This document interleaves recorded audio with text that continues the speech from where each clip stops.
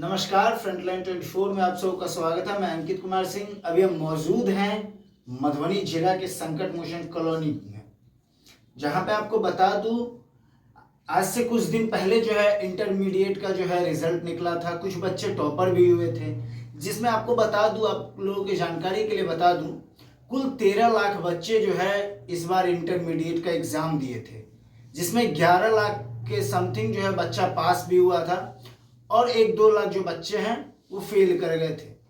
कहीं ना कहीं बच्चों की लापरवाही और इस फेल और पास के जो प्रोसेस है उसमें कई बच्चे जो हैं गलत कदम भी उठा लेते हैं। रिजल्ट को देख करके गलत कदम उठा लेते हैं, लेकिन ऐसा नहीं करना चाहिए, क्योंकि पास और फेल जीवन में लगा रहता है।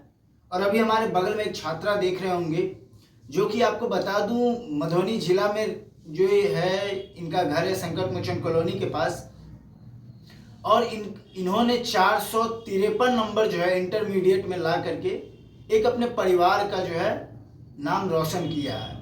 आपको बता दो, हर एक क्षेत्रों में जो है लड़का, लोगों का कहना है कि सिर्फ लड़के ही घरों का, परिवार का, देश का नाम रोशन करते हैं, लेकिन कहीं ना कहीं अब जो है बेटियां इस क्षेत्र को भी बढ़ती जा रही है। हर एक क्षेत्रों में जो है अपनी बेटियां जो है वो कदम बढ़ा चुकी है, चाहे कोई सा भी क्षेत्र हो। तो अभी हमारे साथ ये छात्रा मौजूद हैं, हम इनसे बात करके जानेंगे। जो 453 नंबर कोई छोटा अंक नहीं होता है, बस 3 नंबर का फासला जो है वो एक टॉपर बनने से ये चूक गई है। आइए इनसे बात करके जानते हैं ये इनका जो ये सफ़र था वो कैसा रहा, और परिवार के द्वारा इनको कितना सपोर्ट किया गया था, और कहाँ पे कोचिंग करती थी। ये सारी बातें करते हैं। अपना पहले परिचय दे दीजिएगा सर। मेरा नाम कात्यायनी है। इस बार मैंने 2024 में इंटरमीडिएट की परीक्षा दी है। मैं GMSS +2 हाई स्कूल मधुबनी से थी और मैं साइंस स्ट्रीम मेरा सब्जेक्ट था, जिसके अंदर फिजिक्स, केमिस्ट्री, बायोलॉजी, इंग्लिश और स्पेशली संस्कृत मैंने पढ़ा। और मेरे फादर श्री विवेकानंद झा एक टीचर हैं, शिक्षक हैं, और मेरी माँ गृहिणी है।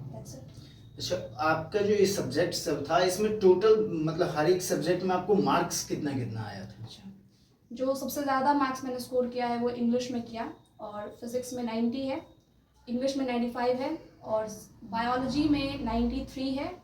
सबसे कम मार्क्स केमिस्ट्री में रहा 87, और संस्कृत में 88। अच्छा, क्या लग रहा है कि केमिस्ट्री में सिर्फ 87 कोई कम मार्क्स नहीं होता है, मतलब अधिकतर बच्चों के लिए काफ़ी मार्क्स हो जाता है। लेकिन आपको क्या लग रहा है कि आपका जो 87 नंबर आया, तो कहाँ पे ऐसा चूक हो गया था जिसके वजह से इसमें कम नंबर आया? केमिस्ट्री में भी फिजिक्स की तरह 90+ जाता, कुछ सिली मिस्टेक्स के कारण, ऑब्जेक्टिव में क्वेश्चन जल्दी पढ़ लेके जल्दी कुछ भी ऑप्शन मार्क देने के कारण, तुक्केबाजी जिसको कहते हैं, या फिर हड़बड़ी में गड़बड़ी जिसको कहते हैं, तो वही हुआ। एक क्वेश्चन था, आता था हमको, हम उसको सही कर सकते थे, और शायद वही उसी क्वेश्चन का खामियाजा है कि हम टॉपर बनने से रह गए। अगर 1-2 क्वेश्चन सिली मिस्टेक अगर नहीं किया जाए, इससे पता चलता है कि 1-2 नंबर आप कहाँ, उस टाइम आप उसको वैल्यू नहीं देते हो, एम्फेसिस नहीं देते हो, पर जब रिजल्ट आता है और 1-2 नंबर से रह जाता है बच्चा, तो उसको पता चलता है कि भाई तब अगर ध्यान से एटलीस्ट क्वेश्चन पढ़ लिए होते तो आज मेरा लिस्ट में नाम होता। अच्छा, आप कोचिंग कहाँ पे करती थी वो बता दीजिए। ऑफलाइन कोचिंग तो हम आज तक कभी गए ही नहीं है, बट ऑनलाइन स्टडी मटेरियल का हम हेल्प लिए हैं यूट्यूब वगैरह से, और डिफरेंट प्लेटफॉर्म्स पे जो वीडियो लेक्चर्स होते हैं उससे हेल्प लिए हैं। बाकी सेल्फ स्टडी और प्रैक्टिस क्वेश्चंस पर जो टीचर्स बोलते थे उसको उस टाइम करते थे। अच्छा, उस टाइम करते थे। अच्छा, यहाँ पे मतलब काफ़ी 2-3 नंबर से जो है आप टॉपर्स में चूक गए, तो कहीं ना कहीं मन में उस टाइम में निराशा भी होगा, तो उस टाइम में फैमिली का आपको कितना सपोर्ट मिला था? नहीं, दुखी तो हम भी हैं कि 2-3 नंबर के कारण लिस्ट में नाम नहीं है। मतलब पापा बोले कि नंबर ही है, लास्ट एक इम्पॉर्टेंट एग्जाम था, one of the important exam था, बट लाइफ का सबसे मोस्ट इम्पॉर्टेंट एग्जाम नहीं है। इसके बाद भी बहुत सारे एग्जाम है जिसमें ऑब्वियसली अगर पूरा एफर्ट डालेंगे तो अच्छा आउटपुट निकलेगा। तो पॉजिटिव एटीट्यूड था पापा मम्मी का, कभी भी प्रेशराइज ही नहीं करते हैं कि इतना नंबर आना चाहिए, ऐसा कभी नहीं रहा। ये मेरा है कि इतना लाएंगे। पापा मम्मी हर मूड में चिल्ड रहते हैं, जितना आएगा उतने में खुश, बस। अच्छा, तो अब आपका फ्यूचर में तुम क्या गोल सोचे हुए कि अब क्या करना है आगे चल के? साइंस स्ट्रीम है तो ऑब्वियसली मेडिकल लाइफ में करियर बनाना सोचे, मेडिकल फील्ड में, मेडिसिन वगैरह में। अच्छा, तो अब जो है मतलब मेडिकल लाइन में जा करके मतलब मेडिकल क्यों, और भी तो साइंस जो स्ट्रीम होता है उसमें काफ़ी क्षेत्र भी होता है, लेकिन मेडिकल में ही क्यों आखिर? जो सेटिस्फेक्शन दूसरों को बीमारी वगैरह को ठीक करके एक डॉक्टर को एक मिलता है, वो सेटिस्फेक्शन दूसरे प्रोफेशन में नहीं है। और यही रीज़न है कि मोटिवेशन मिलता है कि भाई मेडिसिन फील्ड जैसा फील्ड है ही नहीं, मतलब नेक्स्ट टू गॉड के नेक्स्ट जो चीज़ आती है वो डॉक्टर्स का आता है। तो भाई इसलिए मेडिकल फील्ड चुने भी थे और चाहते भी हैं कि उसमें अपना करियर बनाए। देखिए, अभी हमारे साथ कात्यायनी कुमारी जो हैं उनके पेरेंट्स भी मौजूद हैं, इनसे भी बात करके जानते हैं कि जिस दिन रिजल्ट आया था उस दिन इन लोगों का क्या रिएक्शन रहा था और इन लोगों के द्वारा कितना जो है अपनी बेटी को जो है मोटिवेट किया गया था, ये सारी बातें। तो अपना परिचय दीजिए। पल्लवी झा। अच्छा, जिस दिन रिजल्ट आया था उस दिन आप लोग का क्या रिएक्शन रहा था? कि हाँ बोली मम्मी मेरा रिजल्ट आ गया, तो मैं बहुत खुश हूँ, अच्छा हुआ, बहुत अच्छा नंबर से पास हुई हूँ, मैं बहुत खुश हूँ, काफ़ी खुश हूँ, सब परिवार लोग भी खुश हुए। अच्छा, तो ये घर पे रह के पढ़ती थी, तो आप लोग के द्वारा इनको कोई प्रेशराइज तो नहीं किया जाता था? नहीं, कहते थे जब हम पढ़ो पढ़ो, पढ़ने के लिए तो कहना ही पड़ता था, पढ़ने के लेकिन लिए खुद अपने ही रेडी रहती थी। मतलब होता है ना कि बेटी 12th में चली गई तो नहीं तुम काम भी करो, बड़ी हो गई हो, ये सब नहीं, वगैरह? पढ़ना बैठती थी सिर्फ पढ़ाई करती थी। हाँ, अपना टाइम से वही फिर। तो सर, आप एक टीचर हैं, आप क्या कहना चाहेंगे कि कैसा लग रहा है आपको? नहीं, ठीक है, अच्छी बात है, अच्छा नंबर आया है। थोड़ा सा मायूस हुई थी, वो अपने आप को सोच रहे थी कि चलिए हम टॉपर्स में आएंगे। उस दिन रो भी रही थी, हमको फ़ोन किया, हम रास्ते ही में थे, फ़ोन की थी तो समझाया इसको कि नहीं, ये कोई बात नहीं है, मार्क्स कम ज़्यादा होता है ज़िंदगी में, ऐसे ही बहुत सारी परीक्षाएं देनी होती है और भी अच्छे करने का आगे प्रयास करोगी।